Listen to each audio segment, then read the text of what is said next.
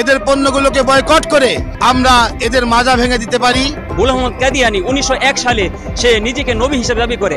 খতমে নবুয়ত, নবীর পরে আর কোনো নবী নাই। ইহুদি খ্রিস্টানদের কিছু পাঁচটা গোলাম রয়েছে আমাদের এই দেশে। যারা কাদিয়ানীদের মাল কিনবে তারাও এরকম ভাবে ইসলাম থেকে বিচ্ছিন্ন হয়ে যাবে। মুসলমানদের লেবাস ধরে তারা আর বিতাড়িত করতে না পারে। মুসলমানের দেশে ইসলামের নাম দিয়ে বিশ্বনবী মুহাম্মদ রাসূলুল্লাহ সাল্লাল্লাহু আলাইহি ওয়াসাল্লামের শেষ নবীকে কৌশলে এটাকে মিথ্যাচার করে কৌশলে অপব্যাখ্যা দিয়ে এদেশের সাধারণ মানুষকে ইসলাম থেকে সরিয়ে তারা কৌশলে কাফের বানিয়ে ফেলছে। এজন্য বাংলাদেশের সমস্ত মুসলমানের প্রাণের দাবি এই সম্প্রদায়কে প্রকাশ্যে এনে এরা যে কাফের, মুসলমানদের ঈমান নষ্ট করছে এ কথা প্রকাশ করে দেওয়ার জন্যই, সরকারিভাবে ঘোষণা দেওয়ার জন্যই আজকের এই মহাসমাবেশ। আমি দেশবাসীকে বলতে চাই, এই কাদিয়ানীদের কোমর ভেঙে দেওয়ার জন্য তাদের যে পণ্যগুলো আছে আমরা সকলেই যার যার অবস্থান থেকে এদের পণ্যগুলোকে বয়কট করে আমরা এদের মাজা ভেঙে দিতে পারি।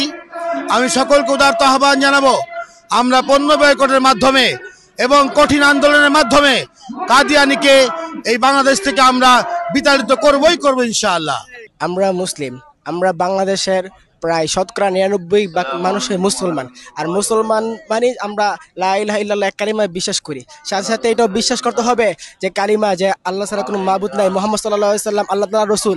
সাথে সাথে এটাও প্রত্যেক মুসলমানের উপর বিশ্বাস করা কর্তব্য যে খতমে নবুয়ত, নবীর পরে আর কোনো নবী নাই, নবী সর্বশেষ নবী, তারপরে আর কোনো নবী নাই। অতএব নবীর পরে যে নবী দাবি করবে তাকেও কাফির বলা হবে, এবং যে কাফের বলবে না, হ্যাঁ, তাকেও কাফের বলা হবে। অতএব আমরা কাদিয়ানীর বিরুদ্ধে কথা বলবো, এভাবে বলতে পারি যে আমরা কাদিয়ানীর যে পণ্যগুলো আছে, প্রাণ, আরএফএল যে পণ্যগুলো আছে, এগুলো সম্পূর্ণ আমরা বয়কট করবো। শুধু বয়কট না, তাদের বিরুদ্ধে আমরা আন্দোলন করে যথাযথ হবে যতটুকু পারবো আমরা চাইবো বাংলাদেশ থেকে তাদের কোম্পানিগুলোকে উঠে দিতে, যাতে করে তাদের বাংলাদেশের কোম্পানি তাদের কোনো অস্তিত্ব না থাকে। যে কাদিয়ানী কাফের এটা ঘোষণা করবে, সাথে সাথে কাদিয়ানীর যে পণ্যগুলো আছে আরএফএল-এর, এই পণ্যগুলো যেন এই বাংলাদেশ থেকে নিষিদ্ধ করে, এই বাংলাদেশ থেকে যেন বন্ধ করে দেওয়া হয়। এটা আমাদের আকুল আবেদন থাকবে, যেন আরএফএল কোম্পানিগুলো বাংলাদেশে যে একবারে নিষিদ্ধ হয়ে যায়। এটা যেন কোনো পণ্যই বাংলাদেশে, কাদিয়ানীদের কোনো পণ্যই যেন বাংলাদেশে না চলে। যে রাসূল সাল্লাল্লাহু আলাইহি ওয়াসাল্লাম বলছেন যে আমার পরে প্রায় 30 জনের মতো মৃত্যুক বের হবে, প্রত্যেকেই কুল্লুহুম ইয়াজআমুন, তারা দাবি করবে যে আন্নাহু নাবিয়ুন, সে নবী। কিন্তু রাসূল সাল্লাল্লাহু আলাইহি ওয়াসাল্লাম বলেন আমি হলাম সর্বশেষ নবী, আমার পরে আর কোনো নবী নেই। এরকম ভাবে আল্লাহ রাব্বুল আলামিন সূরা আহজাবের 40 নম্বর আয়াতের মধ্যে স্পষ্টভাবে বলে দিয়েছেন, মা কানা মুহাম্মাদুন আবা আহাদিন মির রিজালিকুম ওয়ালাকিন রাসূলুল্লাহি ওয়া খাতামান নাবিয়্যিন ওয়া কানা আল্লাহু বিকুল্লি শাইইন আলিমা। যে আল্লাহ রাব্বুল আলামিন বলেন যে মুহাম্মদ সাল্লাল্লাহু আলাইহি সাল্লাম তোমাদের মধ্যকার কারো পিতা নন, বরং তিনি আল্লাহ তাআলার রাসূল ওয়া খাতামান নাবিয়্যিন, এবং সর্বশেষ নবী। এই যে আমাদের পয়েন্টটা এই জায়গায় যে খাতামান নাবিয়্যিন, আল্লাহ রাব্বুল আলামিন স্পষ্টভাবে বলতেছেন যে মুহাম্মদ সাল্লাল্লাহু আলাইহি সাল্লাম তিনি সর্বশেষ নবী, অর্থাৎ নবুয়তের দরজা রাসূলুল্লাহ সাল্লাল্লাহু আলাইহি সাল্লামের মাধ্যমে পূর্ণতা পেয়েছে, সমাপ্তি ঘটিয়েছে। যুগে যুগে অনেকে নিজেকে মিথ্যা নবী হিসাবে দাবি করেছে। তারই ধারাবাহিকতায় 1840 সালে জন্ম নেওয়া, মাত্র 30% টাকায় জমির মালিক হয়ে নতুন বাংলাদেশের গড়ে তোলার স্বপ্ন দেখা বাংলা বসতি। গোলাম মোহাম্মদ কাদিয়ানী 1901 সালে সে নিজেকে নবী হিসেবে দাবি করে। এটা মূলত ব্রিটিশ সরকারের একটা ষড়যন্ত্র ছিল। যখন তারা মুসলিমদেরকে কোনোভাবেই পরাভূত করতে পারতেছিল না, একের পর এক আন্দোলন, আজাদি আন্দোলন, সিপাহী আন্দোলন, আপনার রেশমি রোমান আন্দোলন চলতেছিল, তখন দেখলো যে এই উপমহাদেশের মুসলমানরা কোনোভাবেই তারা মেনে নিতে পারতেন তাদের শাসন।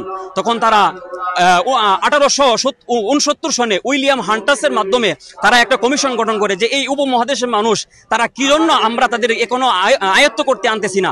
তখন এই কমিশন তারা গবেষণা করে দেখলো যে এই উপমহাদেশের মানুষ তারা মুসলিম প্রিয়, তারা ধর্মপ্রিয় মানুষ, এবং তাদেরই গ্রন্থ ধর্মের মধ্যে লেখা আছে যে যা জালেম হবে, জুলুম করবে, তাদের উপরে আমাদের তরবারি ধারণ করতে হবে, তাদের বিরুদ্ধে আমাদের যুদ্ধ ঘোষণা করতে হবে। তারই অনুপ্রেরণা প্রেরিত হয়ে তা আমাদের বিরুদ্ধে যুদ্ধ করতেছে।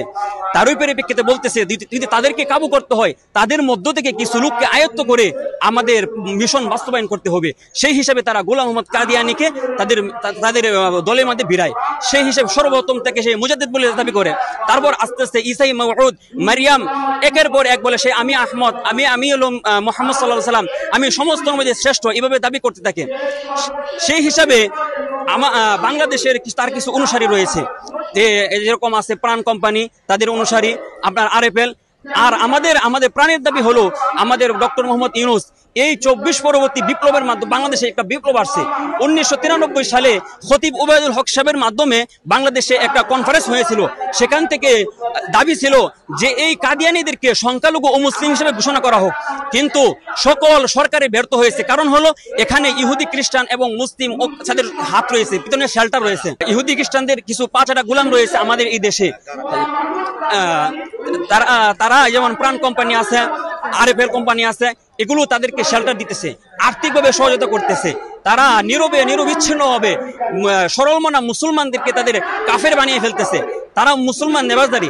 তাই আমাদের প্রাণের দাবি হলো, আমরা এখানে যে উপস্থিত হয়েছি সকল মুসলমান তৌহিদি জনতা, আম জনতার দাবি হলো যে তারা মুসলমানদের লেবাস ধারণ করে অমুসলিমদের কার্যকলাপ করতেছে। আমাদের দাবি হলো তাদেরকে রাষ্ট্রীয়ভাবে সংখ্যালঘু অমুসলিম হিসেবে ঘোষণা করা হোক, যাতে তারা মুসলমানদের লেবাস ধরে আমাদের সরলমনা মুসলমান ভাইদেরকে যাতে তারা আর বিতাড়িত করতে না পারে, অমুসলিম হিসেবে না করতে পারে। সর্বশেষ কথা হলো, আমরা আমাদের রাসূল সাল্লাল্লাহু আলাইহি সাল্লামকে আমাদের জীবনের চেয়ে ভালোবাসি, আমাদের প্রাণের চেয়ে ভালোবাসি। যদি এই বাংলার জমিনে, এই বাংলা রাষ্ট্রে যদি ডক্টর মোহাম্মদ ইউনূস আমাদের দাবি মেনে না নেয়, আমাদের রাসূল সাল্লাল্লাহু আলাইহি ওয়াসাল্লাম সর্বশেষ নবী এই স্বীকৃতি যদি নিতে না পারেন, তাহলে প্রয়োজন হলে আমরা সকলে কাফন করে আমরা যুদ্ধের মধ্যে ঝাঁপিয়ে পড়তে যেতে হবে না ইনশাআল্লাহ। আজকে খতমে নবুয়তের মহাসম্মিলন, এই সম্মিলনে সারা বাংলাদেশ থেকে লক্ষ লক্ষ তাওহীদের জনতা আসছে। আমরা বাংলাদেশ সরকারের কাছে আমরা জোর দাবি জানাচ্ছি যে কাদিয়ানীদেরকে কাফের ঘোষণা করা হোক। আর বিশেষ করে কাদিয়ানীদের পক্ষে যারা তাদের দ্বারা সাহায্য বা তাদের দ্বারা সাহায্য করেছে, বিশেষ করে আরএফএল গ্রুপ এবং কাদিয়ানীদের সাথে যারা জড়িত আরএফএল গ্রুপ, প্রাণ গ্রুপ, আমরা সরকারকে জানাতে চাই তারা যদি তাদের এই কাদিয়ানীদেরকে তারা কাদিয়ানির সাথে থাকে এবং এই গ্রুপকে যদি বাংলাদেশ থেকে তাদের যদি না করা হয়, বন্ধ না করা হয়, তাহলে আরও কঠোর থেকে কঠোর আন্দোলন হবে। বাংলাদেশে তৌহিদের জনতা এখনও যারা আরএফএলের মাল কেনে এবং প্রাণ কোম্পানির মাল কেনে, আমরা জোর দাবি জানাচ্ছি সমস্ত মাল তাদের মাল ক্রয় করা বন্ধ করতে হবে। এবং বাংলাদেশ সরকারের কাছে আমরা জোর দাবি জানাচ্ছি যে যারা কাদিয়ানীদেরকে সাহায্য করবে, যারা কাদিয়ানীদের মাল কিনবে, তারাও এরকমভাবে ইসলাম থেকে বিচ্ছিন্ন হয়ে যাবে। আমরা সরকারের কাছে জোর দাবি জানাচ্ছি যে মূল বিশেষ করে আরএফএল গ্রুপ এবং প্রাণ যে গ্রুপ, তাদের কাদিয়ানির সাথে যারা সম্পৃক্ত রয়েছে, তাদের সমস্ত মাল যেন বাংলাদেশ থেকে বয়কট করা হয়।